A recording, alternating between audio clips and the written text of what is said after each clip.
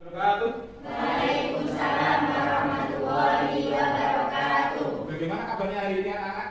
Baik. Apakah tadi pagi sudah sarapan? Sahur. Pakai apa? Nasi. Pakai nasi. Kirain pakai batu bata. Oke, hari ini kita akan mempelajari materi kita. Apa pelajaran kita hari ini? Akidah dan akhlak. Materi yang akan kita pelajari ini adalah akidah akhlak. Tepatnya materinya adalah tentang peristiwa yang berhubungan dengan hari akhir.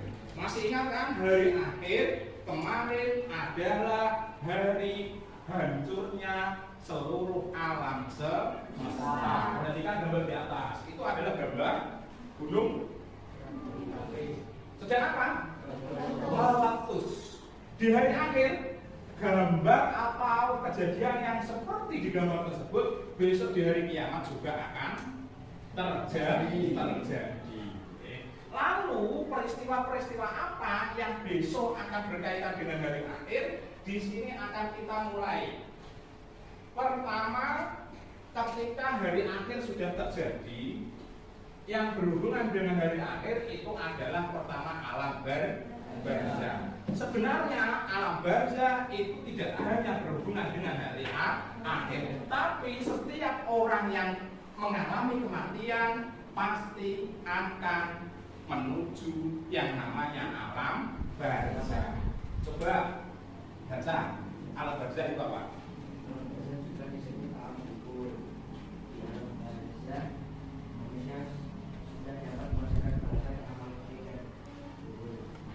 Lanjut apa lagi? Firman Allah.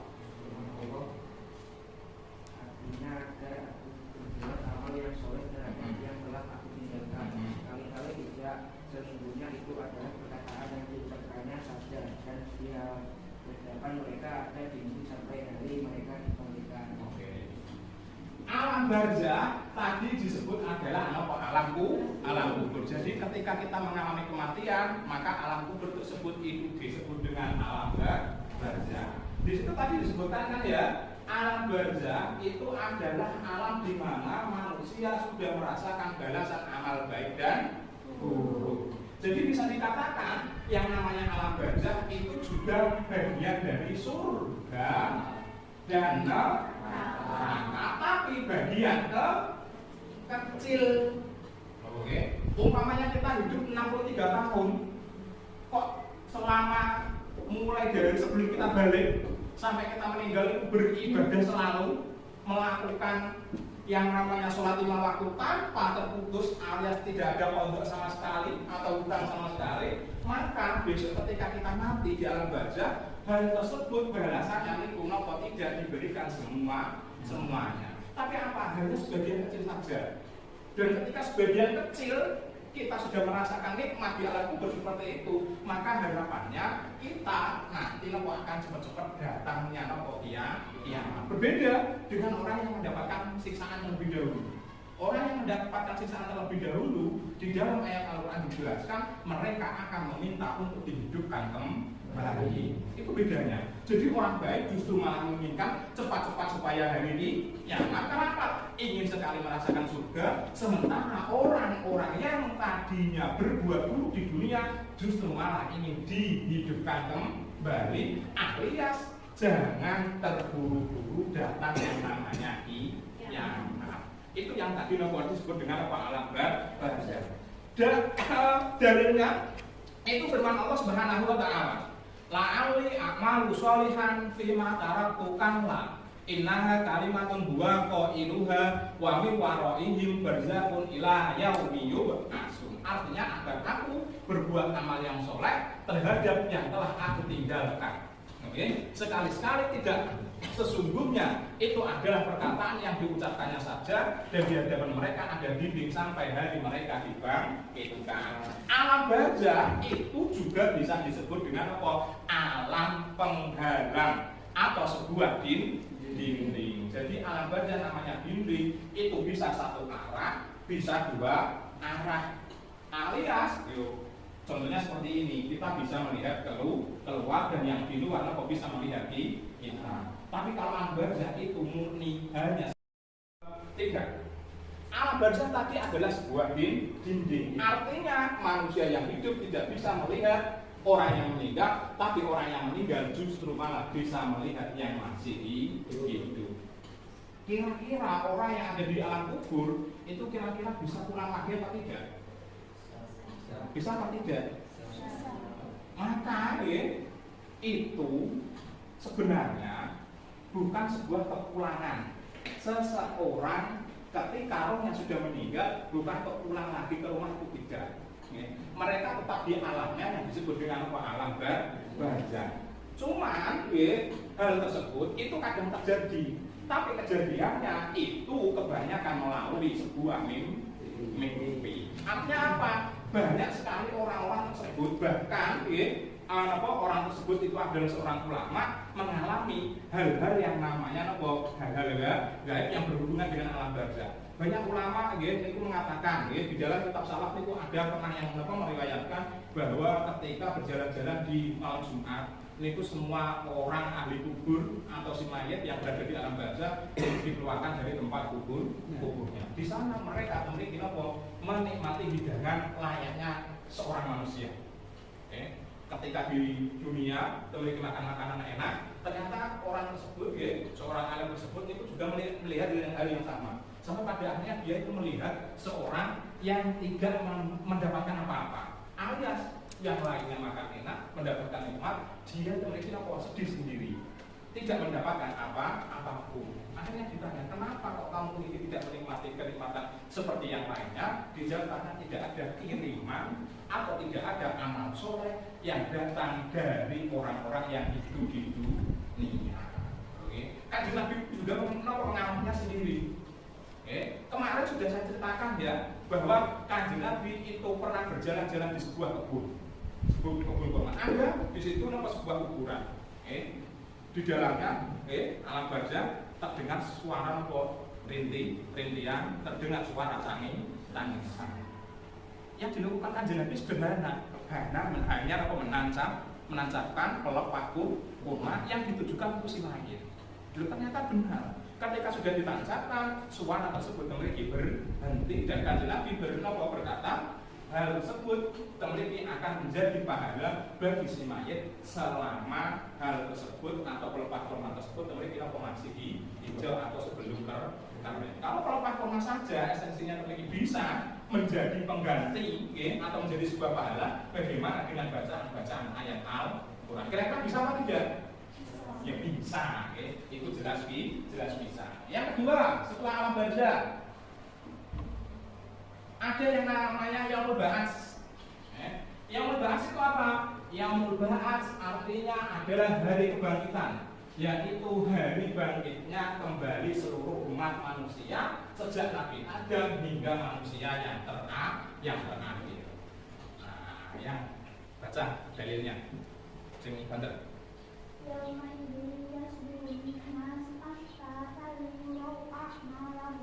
Artinya? Pada hari itu manusia keluar dari dunia dalam keadaan bermacam-macam supaya diperlihatkan kepada mereka balasan pekerjaan mereka. Kita masuk. Yaumul Ba'ats artinya adalah hari kebangkitan. Artinya hari di mana manusia dihidupkan kembali. Di situ disebutkan hari kebangkitan tersebut itu dimulai dari Nabi Adam. Kira-kira ada tidak manusia yang sebelum Nabi Adam? Tidak ada toh, Lalu sebelumnya dulu bumi itu dihuni oleh, sebelum Nabi Adam siapa yang menghuni bumi? Nah, kemarin sudah saya cerita. Badul Jah. Itu kalau kita menyebutnya mungkin lebih tepatnya itu adalah manusia umum, manusia purba.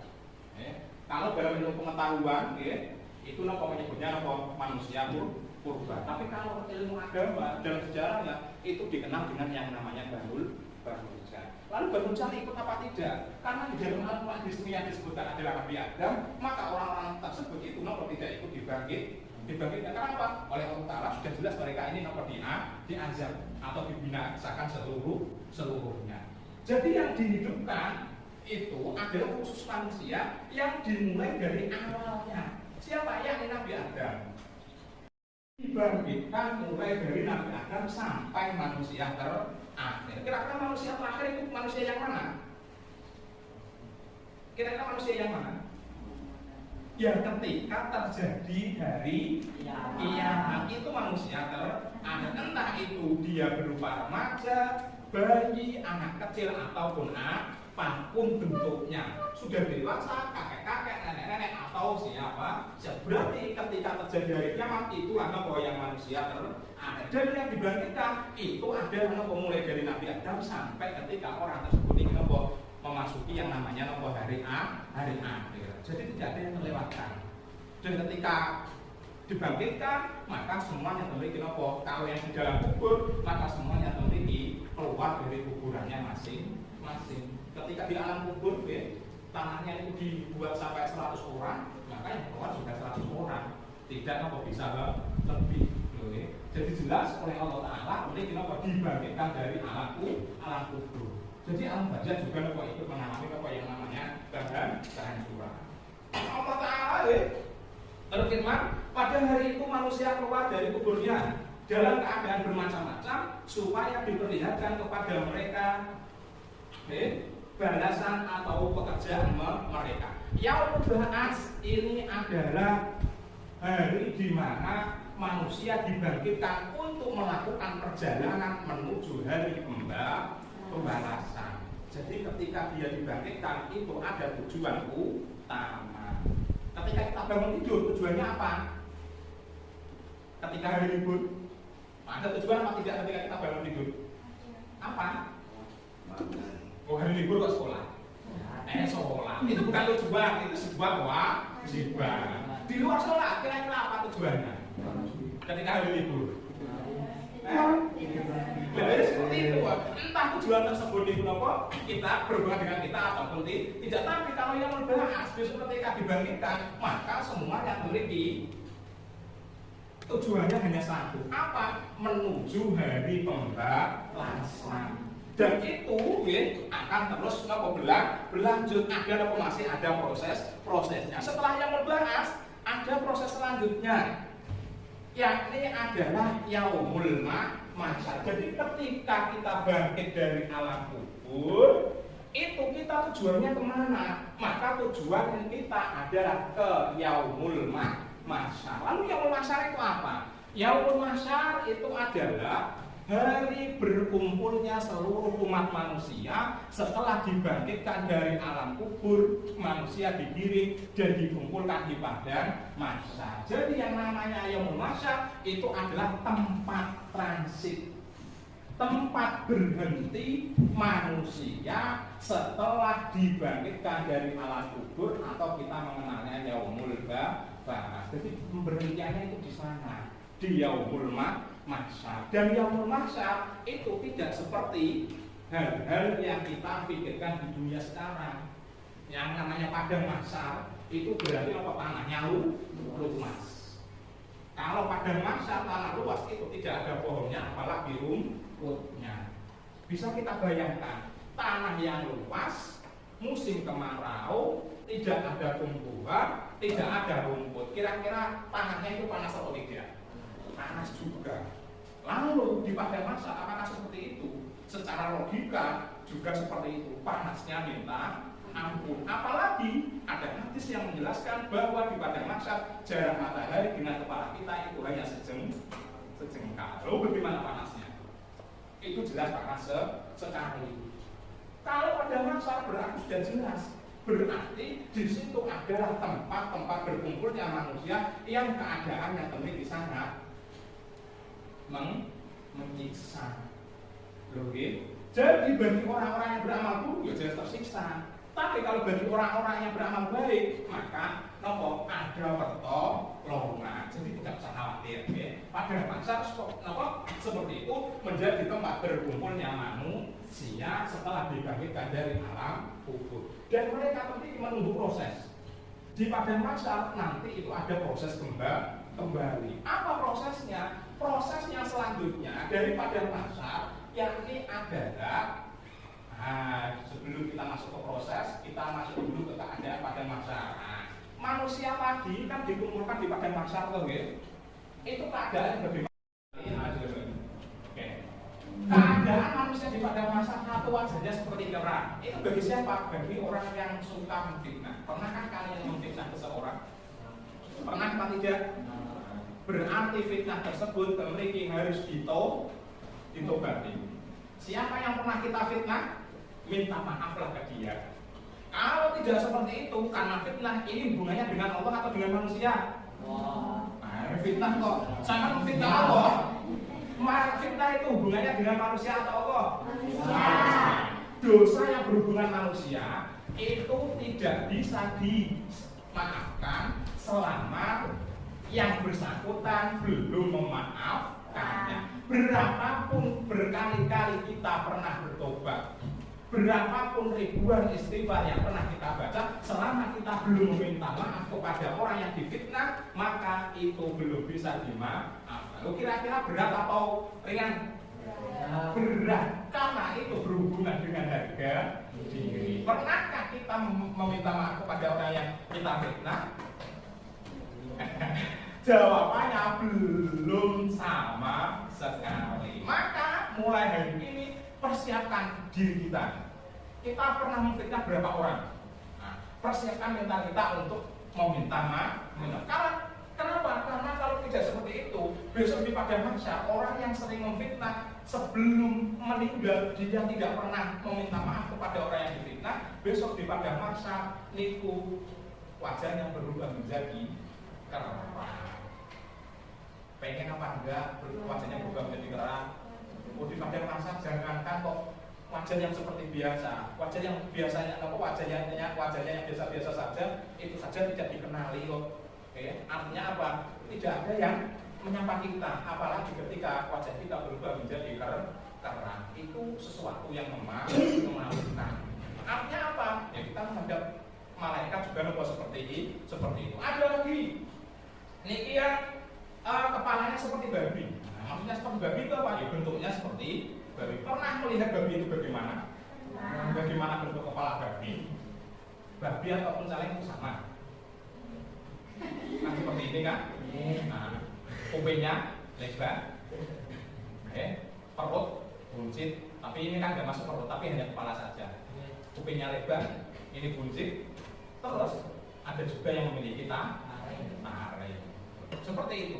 Itu bagi siapa? Bagi orang-orang tadi yang kepalanya berubah seperti babi, itu adalah orang-orang yang suka menerima suap. Nah, kira-kira kalau suap itu masuk kategorinya apa? Dalam hukum pidana? Korupsi. Berarti korupsi ini tuh besok ketika hari kiamat berubah seperti apa? Seperti babi. Oke. Jadi seperti itu. Di dalam Al-Quran korupsi ini ada apa tidak disebutkan apa tidak? Tidak mungkin. Yang disebutkan itu apa? Tadi suap ataupun apa? Nyogok. Itu sama saja. Bagian apa dari korupsi. Jadi ada yang mengatakan koruptor besok di hari kiamat tidak diubah menjadi apa-apa wajar-wajarnya. Itu salah. Karena apa? Karena jelas yang namanya korupsi itu macamnya banyak. Semua itu bisa masuk kategori korupsi. Contoh ya tadi, yang namanya suap, atau tadi yang namanya jual beli jabatan itu juga masuk dalam ranah kategori korupsi. Maka besok ketika di padang mahsyar ya seperti itu tadi. Berarti sampai kita melihat orang-orang koruptor di TV, maka ya kita bisa membayangkan besok ternyata orang tersebut memiliki wajahnya berubah seperti itu. Lalu terus pertanyaan sekarang, kalau koruptor tersebut Pak mengkorupsi dana atau uang tapi digunakan untuk membangun masjid, nah kira-kira bagaimana? Dirubah menjadi babi apa tidak? Nah, masalahnya seperti itu. Kira-kira dirubah menjadi babi apa tidak? Kira-kira dirubah menjadi babi apa tidak? Tetapi iya, karena satu pertanyaannya sekarang, kalian sedekah dengan menggunakan sesuatu yang haram, diterima atau ditolak? Ditolak. Berarti orang mengkorupsi untuk digunakan masjid, maka itu tidak menghasilkan pahala. pahala. Berarti masjid tersebut ini tidak bisa menolong.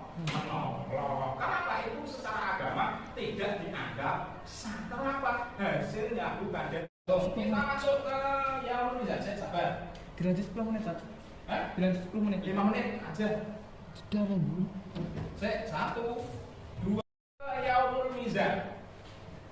Yang selanjutnya ada yang namanya Yaumul Mizan. Nah, kegiatan manusia di padang mahsyar itu seperti apa? Maka jawabannya kegiatan manusia di padang mahsyar niku adalah menunggu hari penimbangan amal. Ya ini Yaumul Mizan. Apa Yaumul Mizan? Yaitu hari penimbangan amal baik dan amal buruk yang dilakukan manusia selama hidupnya.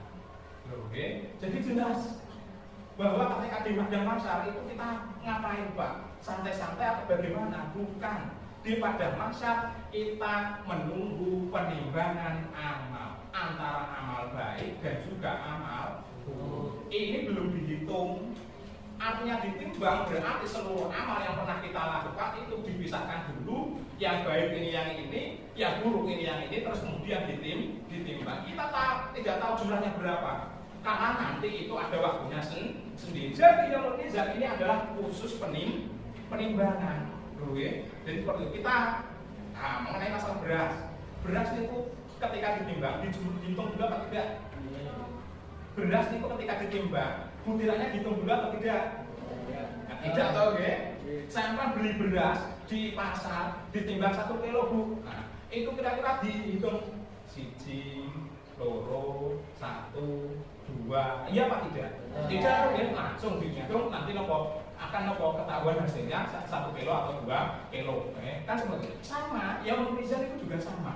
Amal baik dan buruk ini sudah dipisahkan sendiri-sendiri. Baru nanti ditaruh di timbangan 1, timbangan 2, mana yang lebih berat dan mana yang lebih ringan. Dalilnya oleh Allah Ta'ala di situ disebutkan kami akan memasang timbangan yang tepat pada hari kiamat, maka tiadalah dirugikan seseorang barat segi itu. Timbangan di Yaumul Mizan ini sifatnya tepat, artinya tidak bisa diotak-atik, tidak bisa dirubah. Beda dengan timbangan di Indonesia. Contoh saja, kalian beli premium atau pertalite antara di Pertamini dengan Pertamina itu kira-kira banyakan mana? Loh, kenapa bisa seperti itu? Padahal bentuknya sama, memakai mesin. Lalu kenapa kok berbeda? Ayo, karena sudah ada manipulasi. Apa tidak menjamin? Tetap, ini kenapa hasilnya banyakan yang asli sama di Yaumul Mizan timbangannya niku valid alias tidak bisa diotak-atik oleh malaikat karena dia tadi cara gampangannya yang mudahnya saja dia memiliki orang tersebut sering beribadah akhirnya dicintai oleh malaikat akhirnya di Yaumul Mizan ketika ditimbang di amal buruknya dikurangi oleh malaikat itu tidak bisa atau laporannya atau dibuat-buat itu tidak bisa. Jadi ada yang namanya Yaumul Mizan. Lalu setelah Yaumul Mizan, nah ini ada yang namanya Yaumul Hisab. Inilah nanti yang menjadi penghitungan. Nah contohnya seperti ini. Nah ilustrasinya. Nah ini ada dua kan. Anggap saja ini antara yang baik dan yang buruk. Tadi di Yaumul Mizan itu bentuknya seperti ini. Ini baik, ini buruk. Ini kira-kira Anda tahu kira-kira jumlahnya ini berapa di dalam? Kalian tahu? Tidak tahu ini. Ini nanti antara yang baik dan yang buruk nanti akan dihitung di Yaumul Hisab. Mana tempatnya? Setelah kita melakukan perjalanan lagi. Nah, kita pindah di tempat yang namanya Yaumul Hisab. Oleh malaikat dihitung. Ini bentuknya seperti ini. 1, 2, 3, 4, 5. Oh ternyata ini jumlah amal baik ini 5. Sementara 1, 2, 3, 4, 5. Oh jumlah amal buruk ini ternyata 10. Jadi banyakan mana? Banyakan yang buruk. Akhirnya diplek terus kemudian diberikan dengan cara menggunakan tangan kiri. Jadi ketika Yaumul Mizan kita itu hanya ditimbang saja. Tapi ketika sudah masuk yaumul hisab, tentu kita sudah mulai yang namanya penghitungan amal. Kita hidup di dunia berapa tahun? Kira-kira itu 63 tahun. Lalu manusia itu mulai dicatat amal baiknya umur berapa?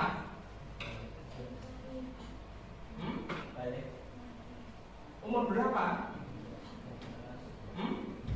Ketika sudah bisa membedakan mana yang benar dan mana yang buruk, itu amal baik sudah bisa. Tapi kalau amal buruk belum, kalau masih kecil itu belum. Maka selama itu ternyata kamu itu beramal baiknya selama 50 tahun. 50 tahun itu menghasilkan amal baik berapa? Nah itu nanti ketahuan ketika memasuki yang namanya yaumul hisab. Jadi tidak ada ketika di yaumul hisab malaikat kira-kira amal baik saya itu berapa ini ketika kamu timbang, amal buruknya itu berapa kira-kira ketika kamu timbang. Itu tidak bisa. Kenapa? Karena nanti ada waktunya sendiri. Setelah itu dihisab baru masuk yang namanya sirot. Jadi prosesnya itu panjang. Tadi ada yang namanya alam barzakh, terus kemudian ada yaumul ba'ats, ini mahsyar, ini yaumul mizan. Sirot ini adalah proses selanjutnya setelah mengalami yang namanya yaumul hisab. Sirot itu apa? Sirot ini adalah jembatan yang menentukan masuk neraka atau masuk surga. Jadi ini tempat mizan tadi. Setelah mizan sampai ini diminta untuk melewati sebuah jembatan. Tujuan dari jembatan itu apa? Garis finishnya mana? Surga. Tapi di bawahnya ini sudah ada yang menanti, yakni sebuah neraka. Berarti pilihannya tadi, ketika tidak masuk neraka pasti masuk surga. Ketika tidak masuk neraka, masuk surga pasti masuk neraka. Pilihannya itu. Jadi bagi kita berarti mau yang mana? Mau masuk neraka atau masuk surga? Berarti harus menyiapkan modal untuk melewati yang namanya sirot. Setiap manusia itu pasti melewati yang namanya sirot. Dan itu kecepatannya berbeda-beda. Maksudnya kecepatan itu bagaimana? Ya prosesnya ada yang lama, ada yang sebentar, ada yang langsung bus sampai surga. Ada yang sampai surga tapi lalu-lalu. Jadi seperti ini. Jadi itu prosesnya lah. Kenapa ya? Karena memang amalnya itu tidak bisa diajak cepat. Tapi ada juga ya baru menginjak saja itu sudah terpeleset, akhirnya masuk neraka.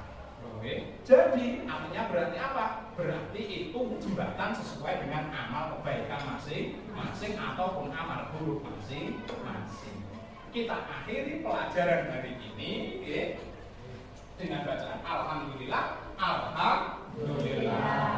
Bertemu lagi besok di lain hari pada hari Rabu. Jangan lupa belajar di rumah dan sekarang kita berdoa pulang sama-sama.